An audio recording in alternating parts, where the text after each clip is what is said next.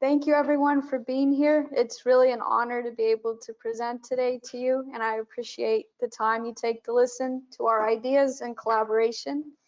My name is Claire Wilson, and today my mentor Dave Scott and I will be presenting information to help accelerate young professionals to grow in their career. Before we begin, please give Dave a round of applause for TechNation of the Year. I don't need a bigger head. Thank you, though. It's a lifelong career of hard work. You've earned it. Right. I've been a healthcare worker since the age of 17, and I've been employed with TriMedics since July 2021, and I've been a BMET since October 2024. I do not have a set destination for where my career will take me, only the ambition to strive to help as many people as I can. I believe the most powerful guide humans have to growth is their own mind, thoughts, and sense of time. As Claire said, my name is Dave Scott. I've been working in biomed longer than Claire's been alive. This is my 36th year working in biomed. I started out as a military biomed, and I went to military biomed school at Fitzsimmons Army Medical Center. And surprisingly, the hospital that I work at now is on the old Fitzsimmons Army Medical Center campus. So I tell people I haven't gone very far in my career because I'm pretty much where I started at, which is very ironic. I'm a certified biomedical equipment technician. I teach the CBET review for AMI. It used to be done by the Colorado Biomed Association, and I'm the one that started that in 2004. And then it was sold in 2019 to AMI, and I've just kept going with AMI on that.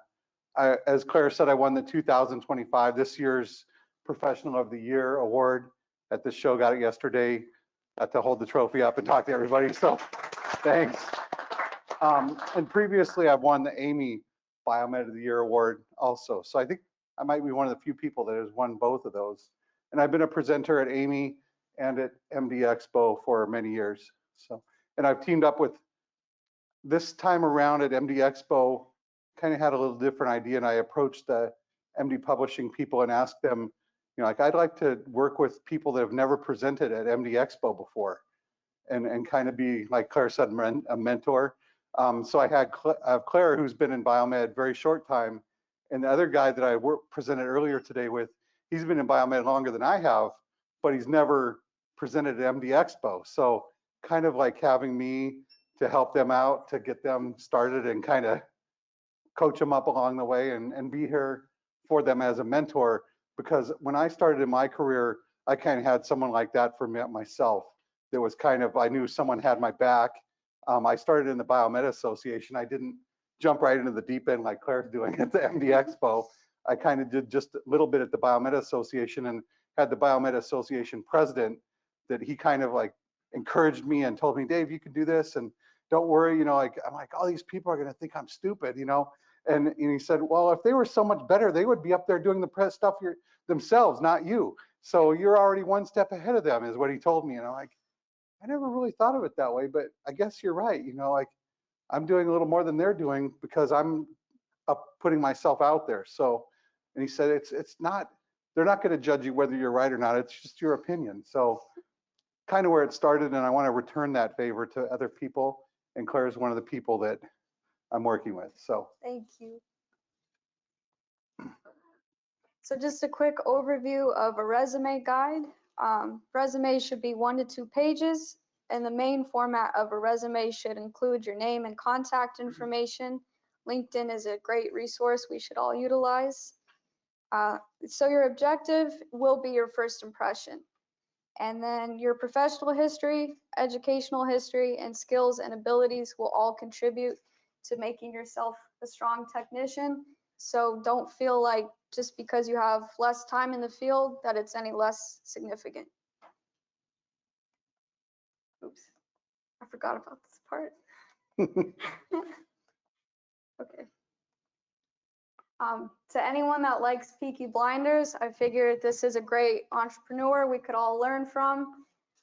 Here's is actually a good example of a resume, despite his controversial mentality.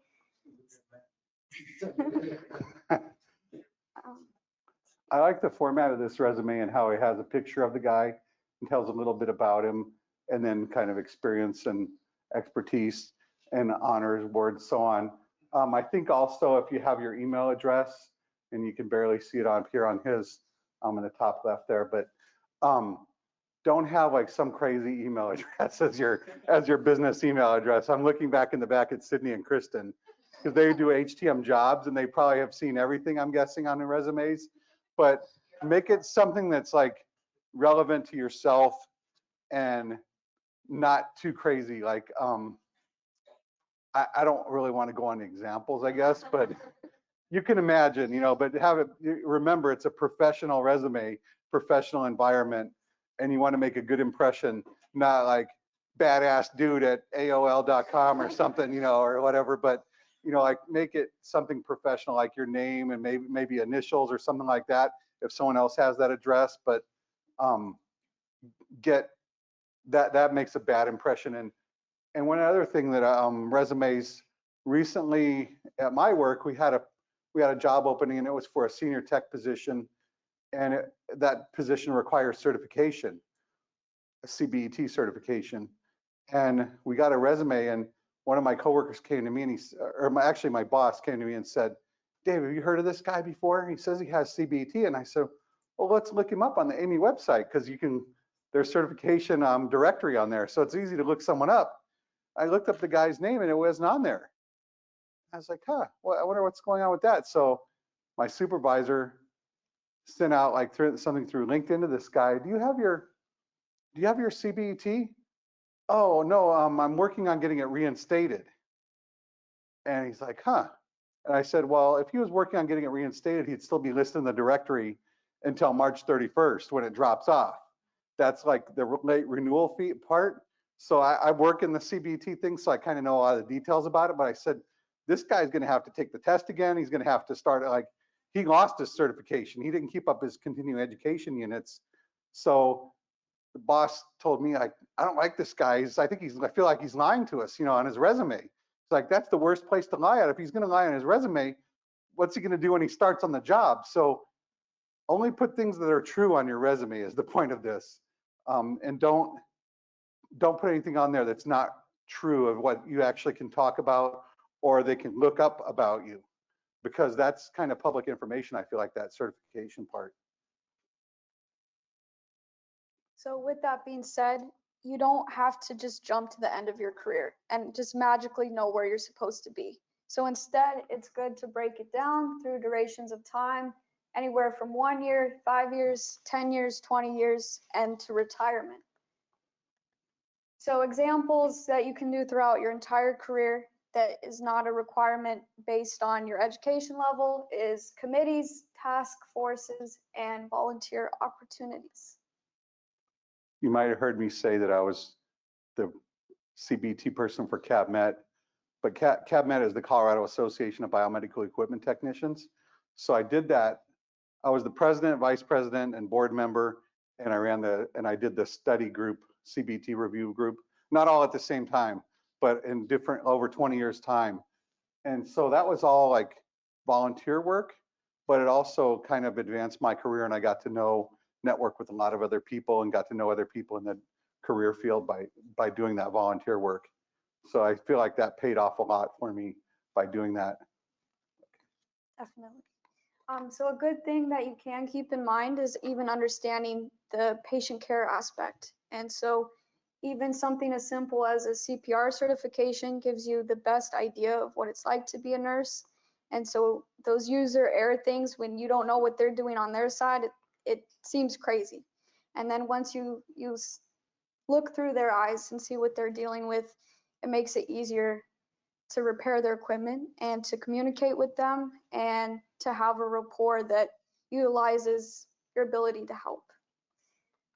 With that being said, of course, the most important thing as a BMET is knowing what you do every day is so important. We help save lives. And so a good way for you to learn and grow your career is the certifications themselves.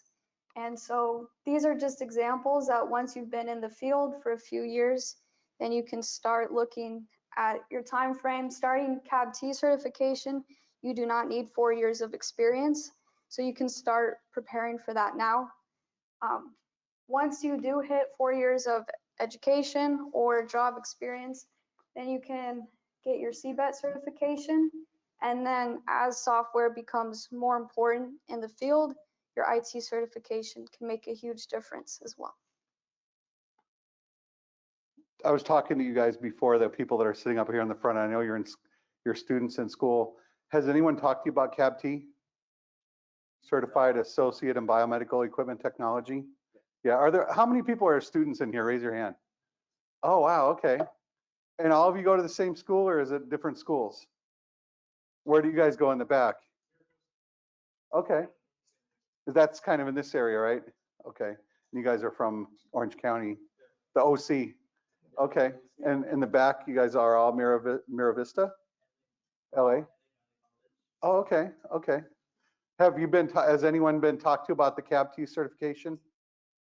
A little bit. So it's an entry-level certification, and you could take it. All you need is a high school diploma, and you take it in your own house. You don't have to go to a testing center. They have rules and so on. If you look on TechNation TV, I was telling Claire before we started that I did a video way back during COVID times. It was just at the MD Mixer in Nashville with Claire's dad. I did the presentation, and it was just kind of an outline of what's on the test. It wasn't meant to be, here's what you need to study. It was just kind of reading through the handbook, basically, is what it all was.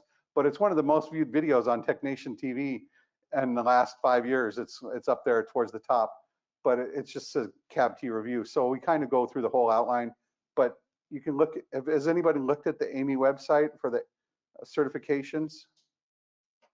Yeah, there's a handbook on there, which I'll talk about in a little bit, but that handbook kind of outlines everything that's on all the tests.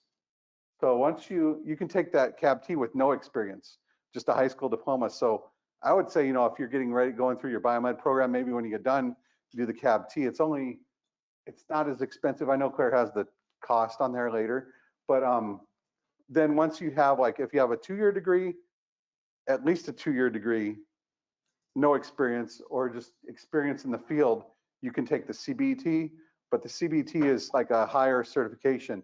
That CAB-T is good for 5 years though. So for the first 5 years, you're kind of learning, and as you go, then as you learn more, okay, I'm going to sit for the CBET, and we have review classes for CBET and so on. So that's kind of like a good career path.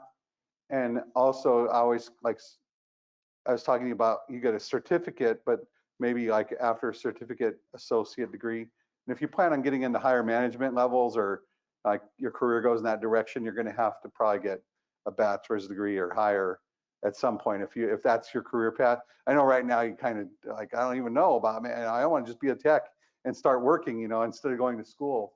So that's kind of getting ahead a little bit, I guess. But IT certifications are really good too, because like Claire said, more and more equipment's IT based.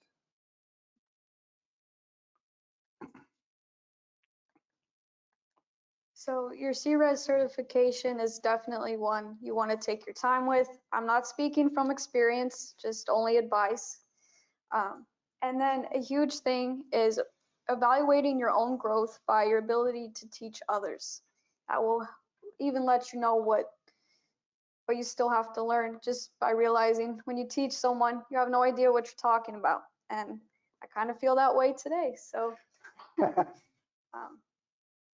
anyway, so now is the best time for you to start planning for retirement. I know it sounds crazy as a student. However, the compound interest and the time that you have now is your best friend. So 401k benefits, traditional IRAs, Roth IRAs, pensions, and is there anything else? No, that's pretty much it. Okay. Before we were doing this presentation, I told Claire, and you might want to write this down, the rule of 72. Does anybody know what the rule of 72 is in investments? Have you ever heard of that? I've seen people nodding their heads. So maybe some people know about it. You take the interest rate, whatever your interest rate is, you take 72 divided by your interest rate. And this is a general rule. It's not like specifically like this is how it's going to happen, but over time it's been proven to kind of work. So let's say your interest rate is 12%. So every 6 years, your money, if you have $10,000 in there, Claire's 22 now. In 10 year, and her interest rate's 12%. In 6 years, if she has 10,000 in her account, in 6 years it'll be 20,000, and then 6 more years, 40,000. 6 more years, 80,000, without putting any more money in there. But she's going to be contributing money into there her whole time, her whole career. So that gets you set up for retirement and has like a good egg there for it. And if you put, it doesn't, I mean, like it sounds like, oh, that's so much money to save, but it comes out pre-tax. So if you put it in like 3% right now, that's kind of, I think that's kind of a minimum. And if your work, wherever you work at, where I work at, they match 3%. Where at my old job, they match 6%. I feel like if I didn't put in the amount that they at least match, I'm kind of losing money because it's money they just want to give me for putting money in there myself. So I put in 3% at my work minimum, and I actually save more than that now that I'm older, but then they put in 3%. So I'm really saving 6% by only saving 3%. So you can see how over time, and if you only do 3%, when you start out in your job, you're not going to really miss it that much because it comes out pre-tax and you just get used to that money being there. And then every year when you get a little bit of a raise, put maybe 1% more in there and keep putting 1%, you know, and maybe 2% if you get a good raise that year, you know, and pretty soon you'll have a pretty good savings for retirement. And it can be used for other things as you go along in life too. Like if you're buying a house or something like that, you can borrow against your money in there. So it's a good thing to start when you're young though. That's what that rule of 72 part is, what I'm trying to get at, is the younger you start, which I see a lot of you are pretty young in here, the more times it's going to double is the basis of that. And then Fidelity and Transamerica are great resources to look into. They give you live portfolios that you can watch grow over time. And I don't believe there's any fee to set up the accounts either. So you can put in $20 into Fidelity and you let that sit for 20 years. And I mean, it works for you. So then we did briefly talk about the certifications themselves. So it's always good to know what are they going to expect out of the gate financially, the amount of time that it takes for the test, and the score that you must have minimum in order to pass. So CABT is the most forgiving one, Certified Associate in Biomedical Technology. It's 100 multiple choice questions. You have 2 hours to complete. And because it is online proctored, as Dave said, it is at home. And so you want to make sure you're in a quiet place. You won't be going to a facility, which the other two you do go to. Yeah, they're both at testing centers. And then as you can see, the cost is significantly different between starting out with your CABT and then moving up. It's still pretty expensive though when you're first starting out in your career. $250 is a lot more than when you've been in your career for 2+ years, you know, $445. I think the CABT is more, I guess it's easier, maybe I wouldn't say easier to pass, but it's more obtainable. The CBET one is, it's no joke. It's pretty tough. I mean, it's a tough test.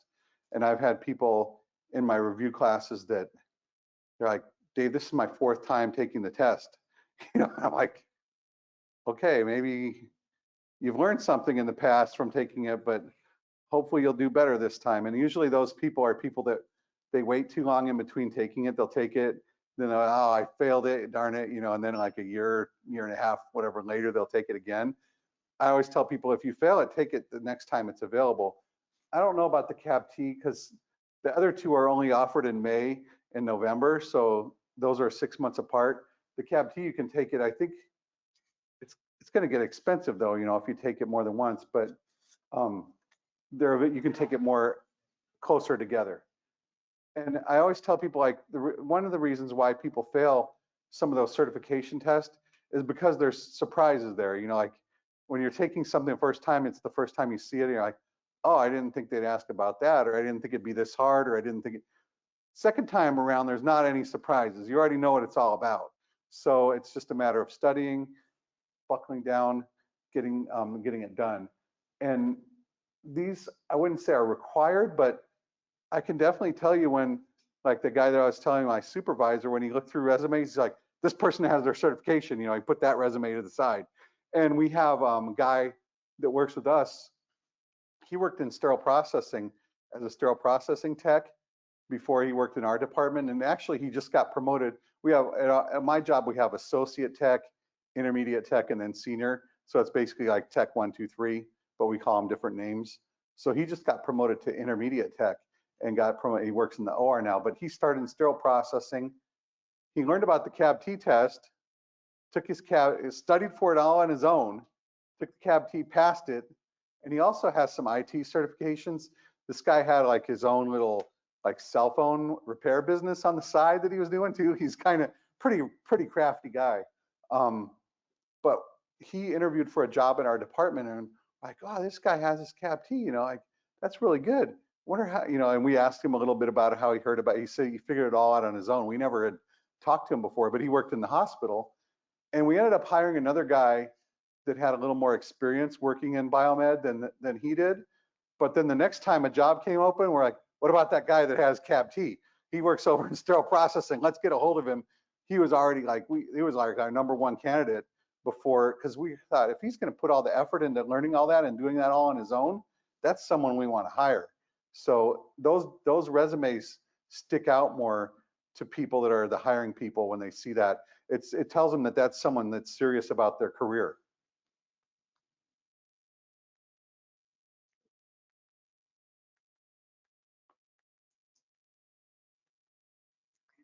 Preparing for certification. I put on here, read and understand the handbook. Most people don't even know there's a handbook. And to me, if I'm going to spend $250 or like those other tests, $445, I want to know exactly what I'm getting into and what I'm spending my money on. And I don't want to spend that money twice, because that's a lot of money.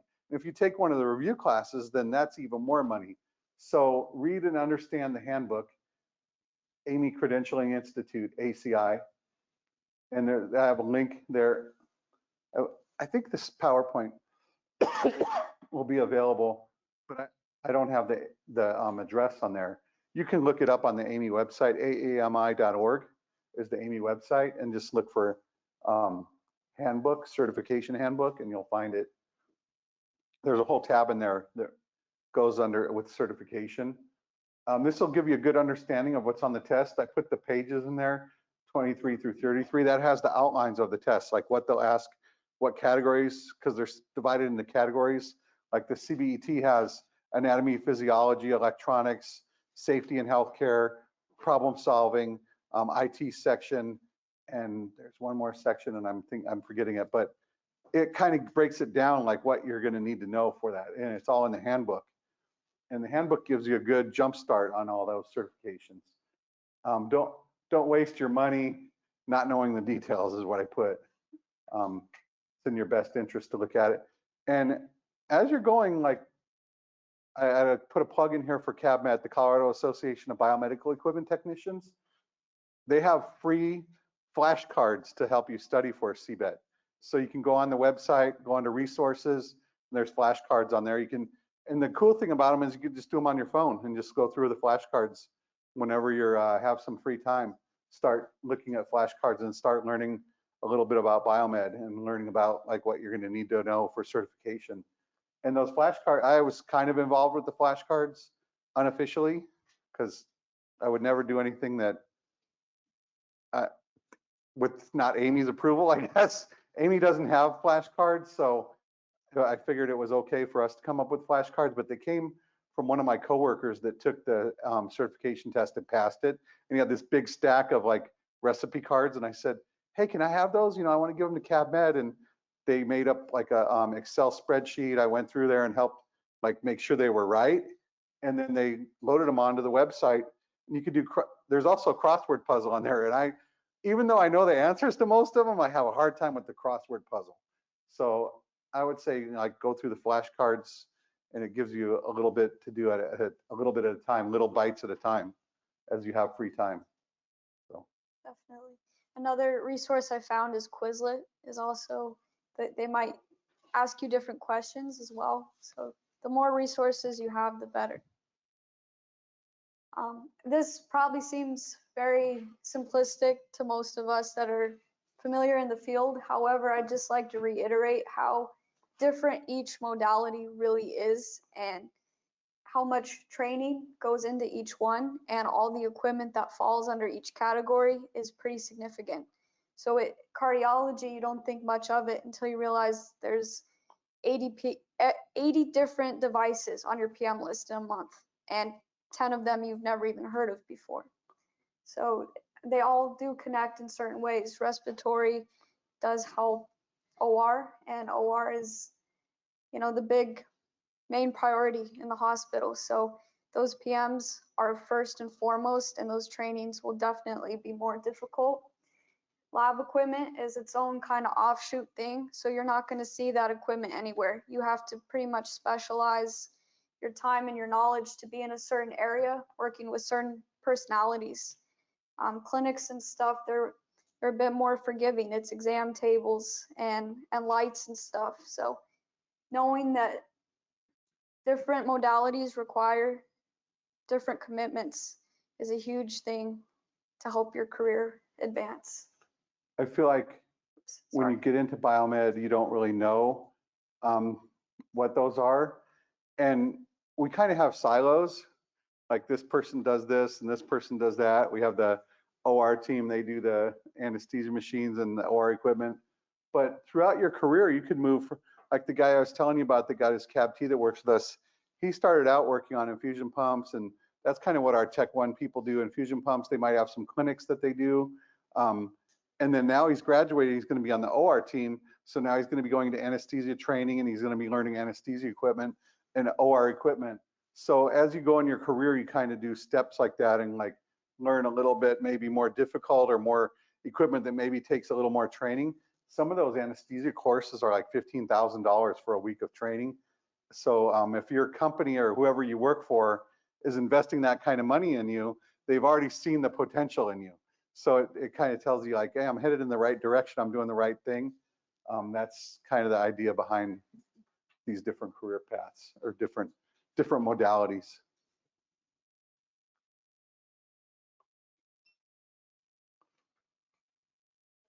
So this is a huge thing that once you do decide what you want to be trained for, the next step is how do you get there?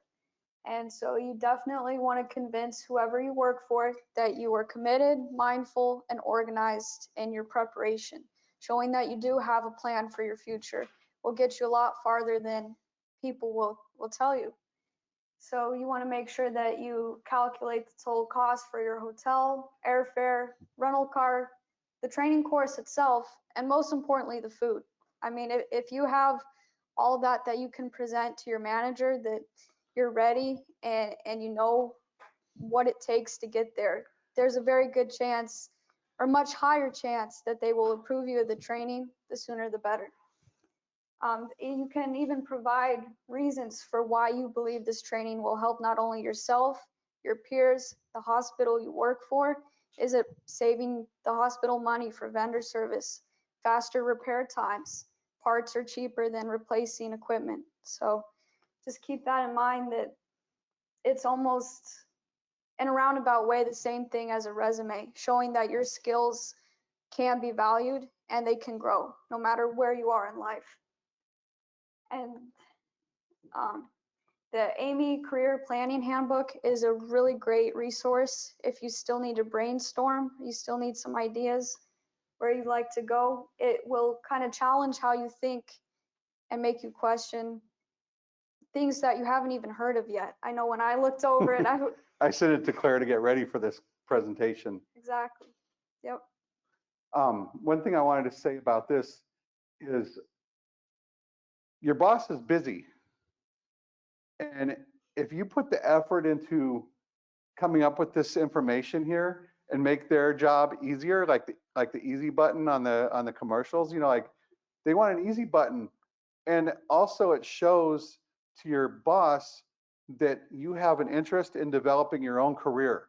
And they see that and they're like, wow, this is easy. You know, they got everything figured out for me. I don't need to do all this myself. They're going to be that's going to be at the top of their training list because they usually have a limited training budget. But if you're putting that effort in yourself, that's going to get you ahead of maybe the other people that tell the boss, boss, I need to go to anesthesia training. That's the end of that's the end of the conversation. You know, boss, I need to go to anesthesia training. Here's what the hotel's going to be. Here's the rental car. Here's the all the other stuff.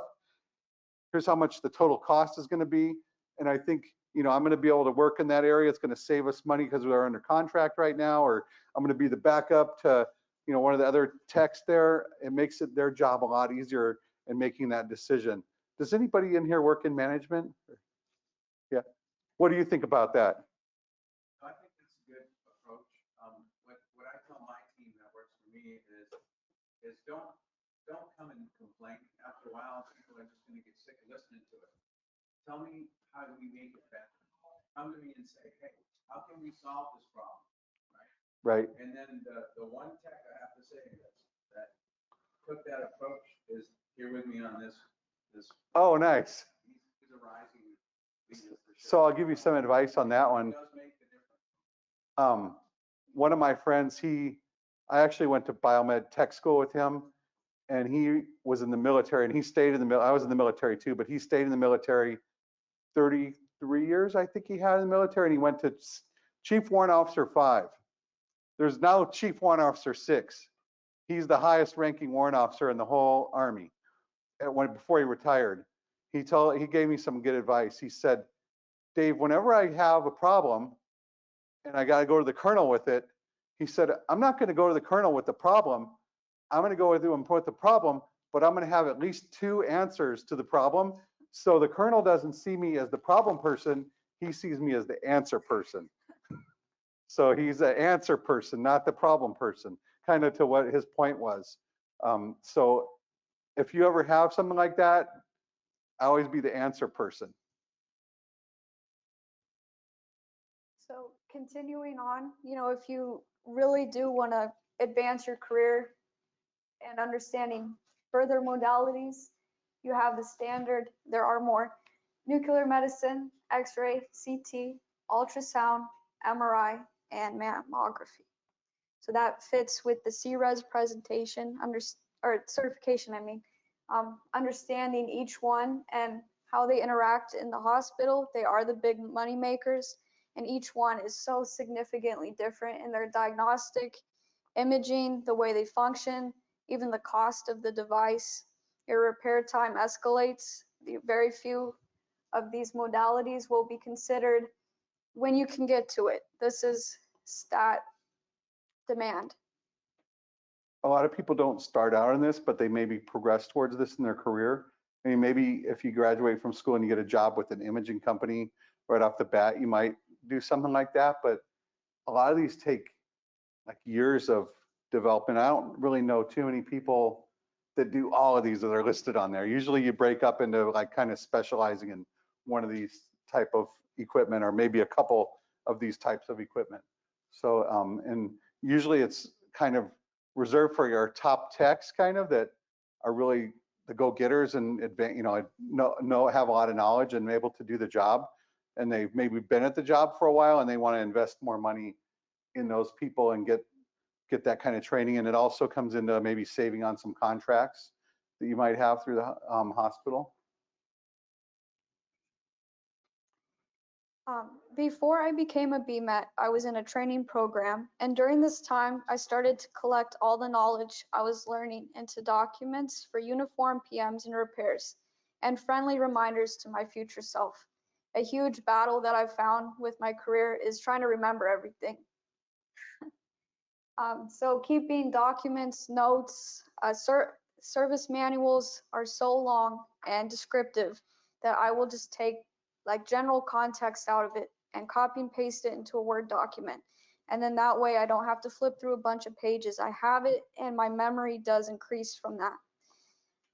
It's helped with time management, the ability to have parts lists and stuff will make your repair time faster. Just simply knowing that these are the common things on a device that breaks. I know that I have 3 in stock I have 4 PMs due this month for this type of device, so I know to order them again. And keeping your mind organized is so important when you work with 30 different types of devices within a day, a week. Even just your default photo apps, when you're doing a repair, you forget which wire connects to which part of the device. Having those pictures to remind you will save you so much time. I'm not speaking from experience on that.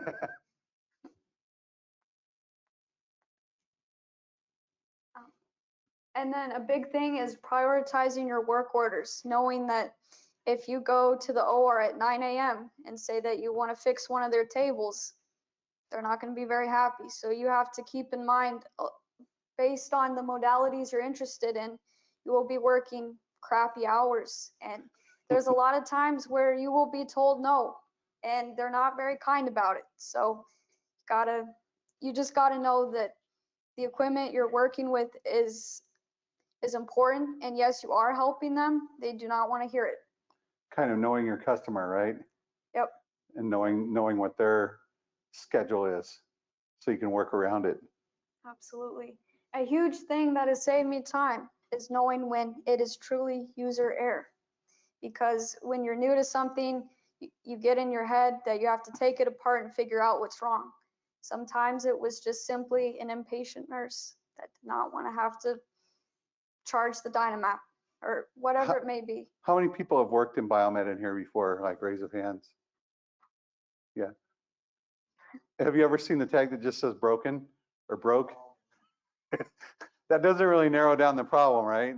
So that kind of goes to this, where you might have to do the whole checkout on it to figure out that it was just the people didn't know how to use it. It was just used wrong, or maybe a disposable problem like a cable or something like that maybe you didn't get with the equipment. But yeah, you never really, sometimes you think, oh, well, they're going to tell me what's wrong with it, and it'll narrow down the problem. And broken or broke, I've seen broked too with the D on the end. Broked doesn't really tell you. No, maybe I probably have. I mean, over the years, one of my coworkers last week was showing me this tag. He said, it said on there, this machine's reading blood pressure hella high. I thought that we both cracked up on that one. So, yeah.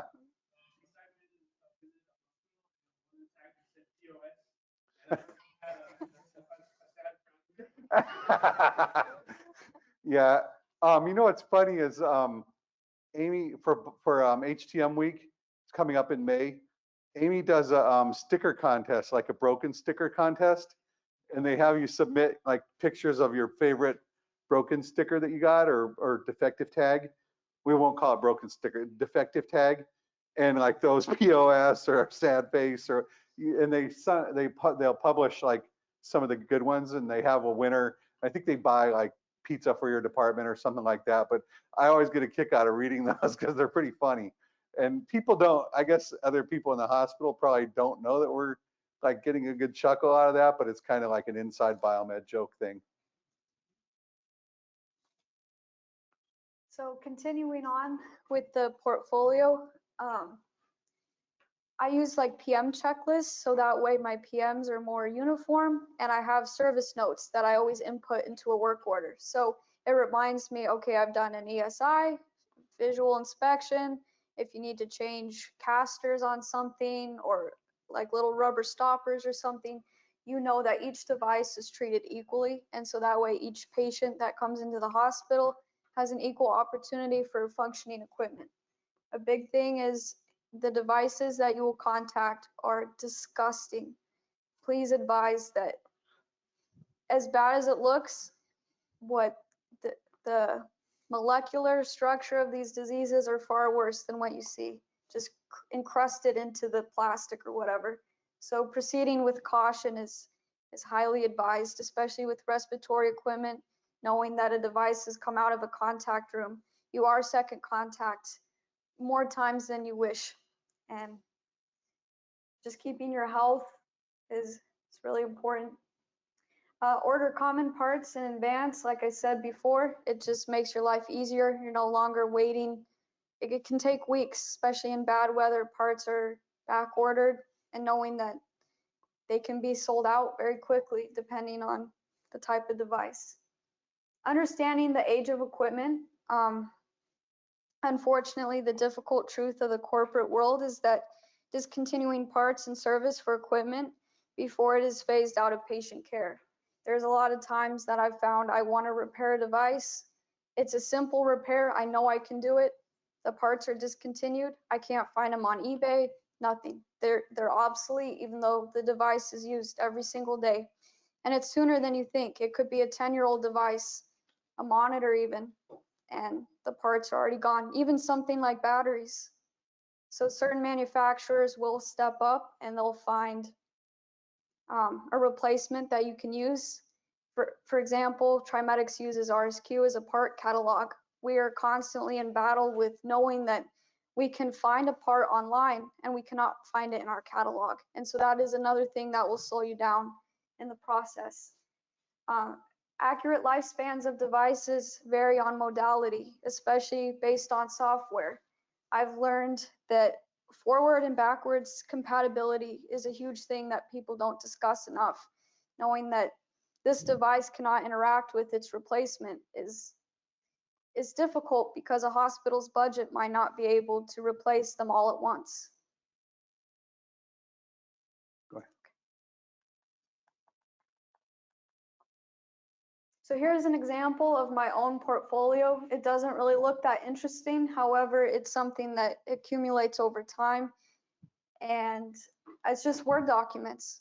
That's it. Whenever I have a thought or a reminder to myself, I just put it into the notes and it's helped me significantly. Here's a further example, again, a Go back Dynamap. to that page. I feel like this is a really good idea. I was telling Claire before we did the presentation, when I started in biomed, we didn't have computers. I had 3x5 note cards and I used to carry them in my pocket. So I was like a super nerd. But now that you have this, and a lot of time you have your laptop or whatever with you, and I think this is really good to keep notes on it because you go, what did I do last time I had this problem, or what part did I use? Or so Claire was showing me this, and I'm like, oh, that's a really great idea. I don't really use that now myself, but I feel like I should. And then looking further into it, understanding your test equipment, knowing especially the new like Pronk devices and stuff, they can test so many different devices. It's difficult to know every function it has. So taking a device that works and troubleshooting and testing, making sure that your results make sense and your blood pressure isn't 200 over 100 when you're testing for 150, and your ESI, knowing like when a battery is bad versus the power cord. It really does. The test equipment works for you, and it's something that we should all appreciate. ESI for you, those of you that don't, is electrical safety inspection. We call it EST where I work at, but whenever you see electrical safety test, electrical safety inspection, so just using your electrical safety analyzer. And I feel like whenever you're using any test equipment, you shouldn't just plug it in and like take a reading on it and go, oh, the reading's 100 or whatever it is. You should know what you expect to see on there, that reading, before you take a reading, not just taking a reading randomly. You want to know, is that, when you do see that reading, is that reading good or bad? It's just not just a reading. So you always want to have some kind of idea. And that goes for when you're troubleshooting something too with your, like your digital voltmeter. If I check the outlet in the wall, I was having a problem with the blanket warmer a while back, and I was checking one of the main relays that turns the heaters on and off, and I had 107 volts on there, and I was like, man, 107 volts seems kind of low. How did it drop? I figure like the outlet's 120 volts. How did it drop 13 volts between the wall and like up here on where the relay is? So I went to the wall and checked it. Oh, the wall was 107 volts. So I was like, oh, okay. We have just a power, like lower power for some reason here today in our area. It hadn't dropped that volt. I was like, I was missing some voltage somewhere. So I knew what I was expecting to read was 120. And when I didn't get that, I'm like, okay, is my meter bad, or is the outlet bad, or is that like what? So I had an idea what I was trying to read is what I'm getting to. So I always have an idea what you expect to read. Like if you're doing an electrical safety test, whenever you test your power cord resistance, what should it be? Always less than 0.5. So you always want to see something less than 0.5. You wiggle the ends, wiggle the one end, wiggle the other end. It shouldn't fluctuate very much. Should be right at 0.5 or less than 0.5. Then your leakage test, you always know that like what that's supposed to be. So yeah, you should always have an idea what you expect to read before you take a reading. Don't just take a reading and go, oh, I wonder if that's good or not. That's not ever a good idea. Especially when regulatory comes around. They're going to see that and they're going to question you. Why is this reading so high? And if you honestly don't have an answer, I mean, then they'll go to your boss and then you get scrutinized. So, and reiterating that, your test equipment will tell you what it should be. So comparing that is a really good guide. If the manual's not giving you the information you're looking for, or if the device is acting weird, knowing those parameters is half the battle.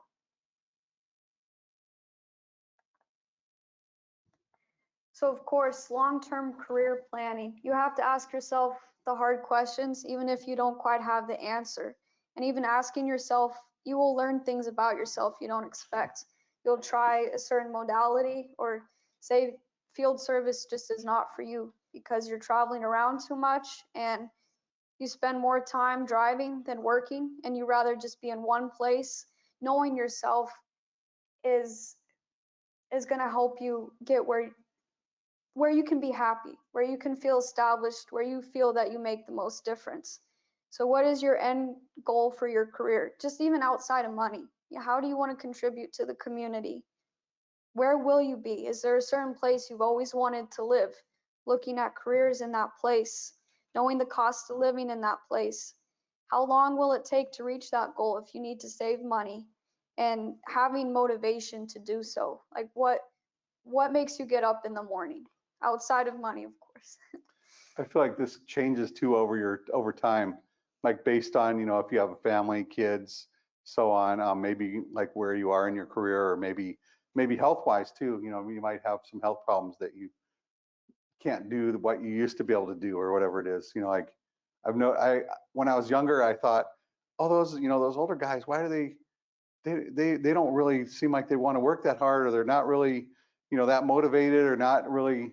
I mean, I guess I wouldn't call it motivated, but they seem like they're good in where they're at. Like they don't want to go in, they're good in their career. They're just stuck.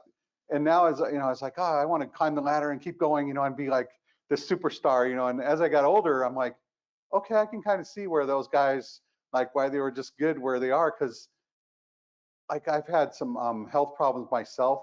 I have some issues with AFib, and I kind of realized like I can't do what I used to be able to do as much as when I was younger. And I kind of realized I have to slow down, because that's just the way life is, what it's kind of dealt me. And you can really stress yourself out by trying to do too much, or get in a bad situation if you're doing too much, like too much. I used to work in management, and management is a whole nother thing. I felt like everything I did in biomed didn't really get me ready for management. I was good in biomed, and then because in biomed you have a sense of accomplishment.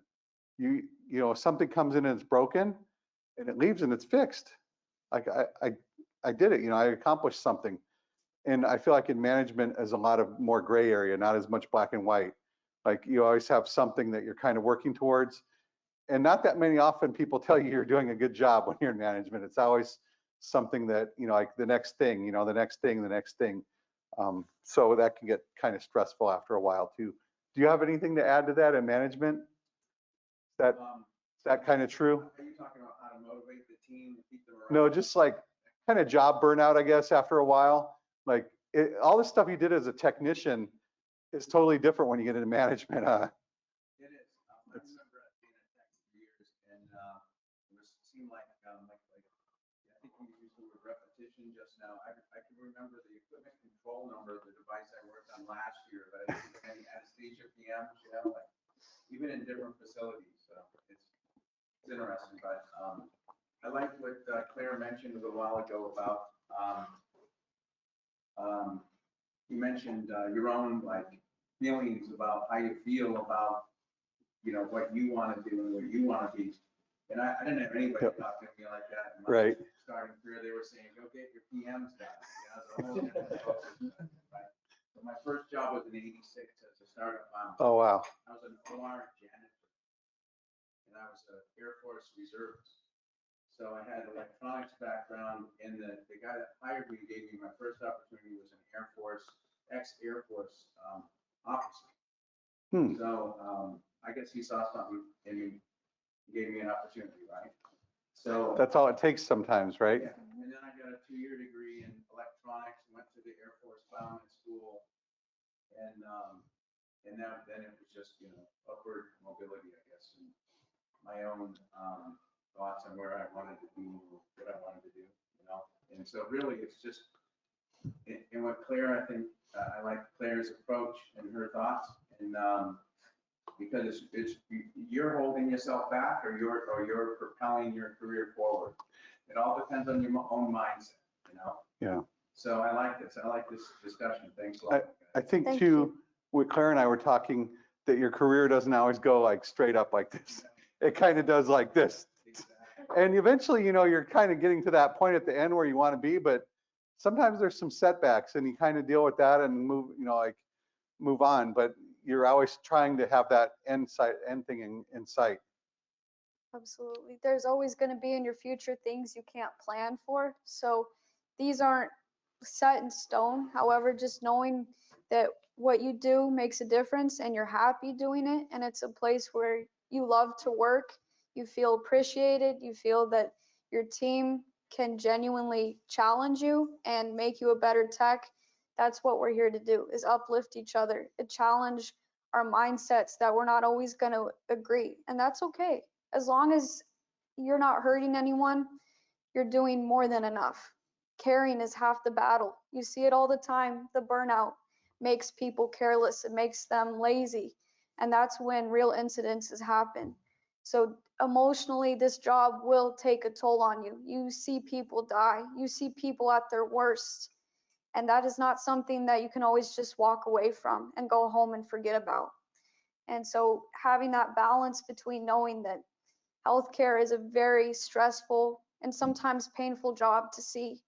As long as people can appreciate that you are helping, it does allow you to let go a little bit easier. So a big thing is people in your life, your daily tasks. How does your job influence your commute to work and the things you do outside of your life? On call can really weigh on you, especially when you don't know what you're doing and you don't have the support. You spend a lot more time trying to figure out where to pick up the pieces, and on call will teach you just how spontaneous, when something goes wrong, how much it can escalate.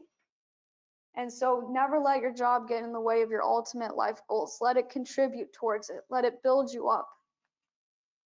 And describe even the smallest details. The best way to reveal what you desire your life to grow into is complete and total honesty with yourself. So with that being said, you don't have to just be an in-house technician for 40 years. If that's not your thing, that is okay. Each job contributes to healthcare, and so you can find the part of it that makes you the most utilized, makes you the most happy. So we have field service, vendor service, remote repairs, and offsite service. Of course, as we talked, specializing in a modality, parts and manufacturing, instructors for classes and training, volunteer opportunities, conferences and expos, sales, management, customer service, calibrating test equipment, military careers. A lot of my mentors were in the military and now they're working a civilian job. And so it's a really cool full circle to see all the different ways you can really get into the field, because they do not talk about this at job fairs in high school. It's almost like you kind of have to know someone or just find that right opportunity to hear about biomed. And if you really ask yourself, if a hospital's full of equipment, of course it's going to need taken care of. So then you can have paid training programs. That's how I got into my BMET role, and it made a huge difference. I have a high school diploma. I don't have any college education, and so to be here speaking to all of you and knowing how educated you all are, it really is an honor. Asset disposition, recycling, and refurbishing, asset management, cybersecurity, employment and recruiting, rental equipment and leasing, short-term BMET staffing, regulatory, internships, and there's, of course, marketing, IT, HR. There's so many avenues that you can go down. It's kind of endless, or It not really endless, is. but a lot of different opportunities. And then senior technicians, please take a moment to reflect on your life, your career, and your success. What would you say to your younger self if you were their mentor? How did peers support your ability to grow? Yeah, that's it for that one. When I graduated from biomed school, it was in the military, and we had an older guy, well, older to me at the time. He seemed old. He's probably not as old as I am now, but he came in and he said two things I remember to this day at our graduation. One, he said, now that you have your certificate or your diploma, you can go out there and start learning. And I thought, oh, this old guy doesn't know what he's talking about. You know, I've been learning the last year. I've been in school. I know all this stuff now. You know, I'm pretty good at this. I got, you know, a 90% average or whatever in my tech school, you know, and I never thought like he could have been more right once I got out there and I started learning, because just having that certificate was just the start of it. And every day I feel like you learn something in biomed, or every time you're on call, even today when I'm on call, I've been in biomed 36 years. I still learn things when I'm on call that I didn't know. You know, it's always, that's kind of one of the things about working in biomed is your job's not always the same every day. Even though he remembers the asset number on the anesthesia machine, that's just part of what he did. He probably does, there's so many other things that change on a day-to-day basis. And then the second thing he said at our graduation that still sticks with me was check the easy stuff first. He said, if it doesn't work, you know, make sure there's power at the outlet, or check the fuse, check the power cord. You know, he said, check the easy things. It's not always the really complicated things. So to me, like to this day, that still sticks with me, what he said at our graduation. And being a young person and thinking I know it all, I thought this guy didn't really know what he was talking about. And all these years later, I go, that guy was one of the smartest people that I've ever, you know, like some of the best advice that I've ever heard. So that's one thing I'll pass on to you. I was taught something very similar. You look for the most easy, cheap, and fast repair first. And if that fails you, then that's when it's time to take it apart. Senior technicians, what lesson challenged your mindset the most? Please remember how valuable your knowledge and guidance is to the field. After contributing to saving the lives of many generations of people, your career is a blessing to Earth. Most beginner technicians will struggle to articulate how meaningful encouragement and support really is. Thank you for everything. Together, we can continue to make healthcare a better community for everybody. I would say what lesson changed my mindset the most is that whole career thing of this part that I was talking about, when I didn't maybe get a position that I thought I'm the most qualified person for that job. Why wouldn't they hire me? And then knowing that, you know, it's just a temporary setback, not a permanent setback. And I just kind of keep building and try to keep moving in the same direction that I want to go. That's probably like nothing technical wise, nothing like career wise, but just kind of setbacks that you're going to have in your career. That was kind of one of the parts that, you know, took me the most to learn, I guess, as I was coming up through the ranks. Well, thank you everyone for your time and consideration. I wanted to add one more thing. Oh, I'm sorry. Congratulations, Claire. Your first presentation at MD Expo. Thank you. Thank you. You made it. I made it. I survived. She was very nervous, and we were talking about this beforehand, and I said, don't worry, you got it. You know, I'm not going to let you fail.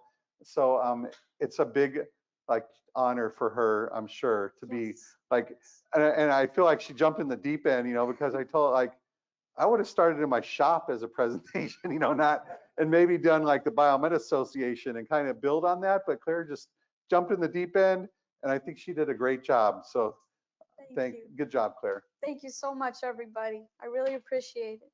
Good job.